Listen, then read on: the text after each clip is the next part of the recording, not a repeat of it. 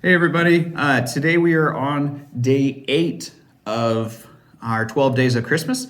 And so today we're looking at Simeon and Jesus. We're looking at what Simeon said after he took Jesus in his arms, after he had this experience with Jesus Christ. The first part, in case you missed yesterday, was talking about how Simeon was quite likely a great warrior, a veteran, a man of respect and a righteous and devout man who survived many battles. Well, today we're going to look at what he said after he took Jesus. So this is Luke chapter 2. We're going to start on verse 28. Simeon took Jesus in his arms and praised God. He said, "Now, Master, let your servant go in peace according to your word, because my eyes have seen your salvation. You prepared this salvation in the presence of all peoples. It's a light for revelation to the Gentiles and a glory for your people Israel." His father and mother were amazed by what was said about him. Simeon blessed them and said to Mary, his mother, "This boy is assigned to be the cause of the falling and rising of many in Israel, and to be a sign that generates opposition, so that the inner thoughts of many will be revealed, and a sword will pierce your innermost being too." So if Simeon was a great warrior, something massively changes in him when he holds this child, when he looks God in the face. Because his first thing is that now he can go in peace.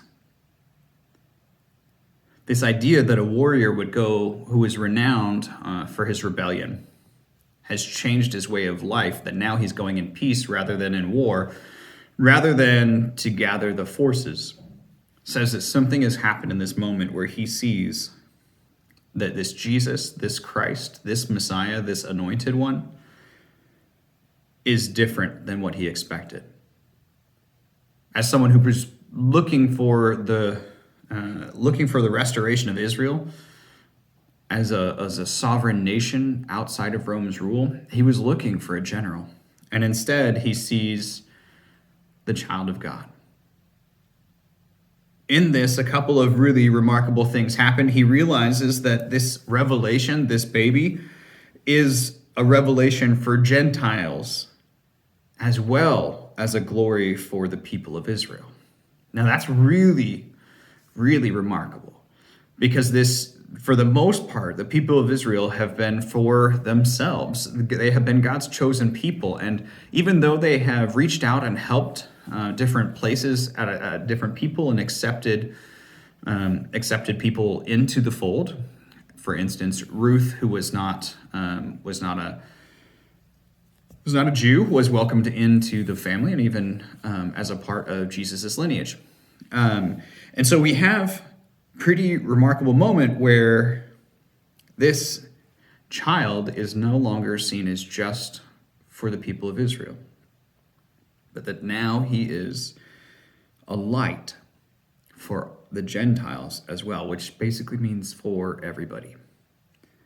On top of that, it says that you prepared this salvation in the presence of all peoples, that this is not a secret to be kept, but rather this public moment where Jesus comes to the folks, speaks truth to what is about to come years later as he takes on ministry, when he begins to lead, when he begins to walk the world and share sermons and heal and cast out demons and do all of these wondrous things. It gets really personal, though, when he then continues, and he says that he's going to be the cause of the rise and the fall of many. So that, and he will be a sign that generates opposition, so that the inner thoughts of many will be revealed. We see this when later on we're reading scripture, because as Jesus went around and he taught, for all the folks who got behind him and found great hope and truth in what he was teaching, there were also the people that got so angry. I mean, Jesus got run out of multiple towns because they couldn't handle how difficult some of his proclamations were, his pointing out that the hypocrisy in some of these places that people consider themselves greatly faithful, and yet Jesus pointed out the things they were doing wrong. I imagine that it would be pretty hard for us too today to come face to face with Jesus, not because he wouldn't love us, but because we might be faced too with those moments where he said, "These are the things you're doing wrong." So we see that, but that's what's told to Mary and Joseph with their 8-day-old baby. On top of that, it says, "A sword will pierce your innermost being too." To me, this is a passage that talks about how Jesus is going to die, and Mary will witness that, and it will pierce her. It will cause her great pain and great sorrow, like anyone who has lost a child. But these are just such different ways to see this, that as Simeon the warrior now walks away as Simeon the man of peace, and that he points to the fact that this God, this Son of God, this anointed one, is one for everyone.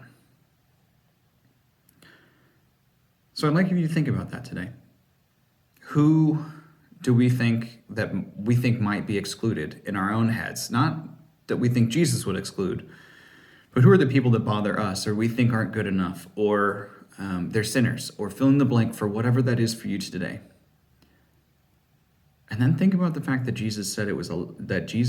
that Simeon said that Jesus was a light for all peoples, to be made public, and that he was both for the Israelites, the people of God, and the Gentiles, those who had no clue. What would that look like if we lived that out? Where might we offer radical hospitality? Where might we see if we can lay down our own anger as Simeon laid down his sword?